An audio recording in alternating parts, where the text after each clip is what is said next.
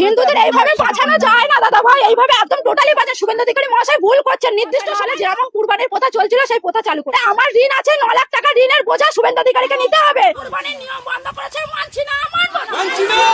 রাজ্য সরকার কুরবানির নিয়ম বন্ধ করেছে, মানছি না, মানবো না। নাহলে আমার স্বামী সুইসাইড করবে বলছে, সন্তান অনাথ হবে, কিভাবে চালাবো? আমি তো মেয়ে মানুষ, আমার কি বাইরে যাওয়ার ক্ষমতা আছে? আমি কি ইনকাম করবো? রেখা পাত্র দিদি ভাই যে কথা বলছে যে গরু যে 14 বছর বয়সীকে কুরবানি দিতে হবে, কথা তো এতদিন ছিল না।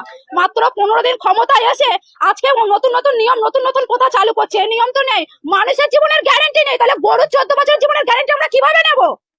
কিভাবে নেবো? শুধু তো গরুকে খাওয়ালে আর গরুকে দুধ বিক্রি করলে তো আমাদের সংসার চলবে না। কুরবানির কথা ছিল বলে গরু তুলতাম, গরু পুষতাম। এখন যদি এই নিয়ম চালু হয়, তাহলে মোদি আমাদের খাটালে গরু তুলে দিক, তারপরে আমরা সেই গরুকে মুদি খাওয়ানোর পয়সা দেবে, আমাদের দেখাশোনা করার পয়সা দেবে, তাহলে গোমাতাকে সেই 14 বছর বয়স পর্যন্ত আমরা রেখে দিতে পারবো।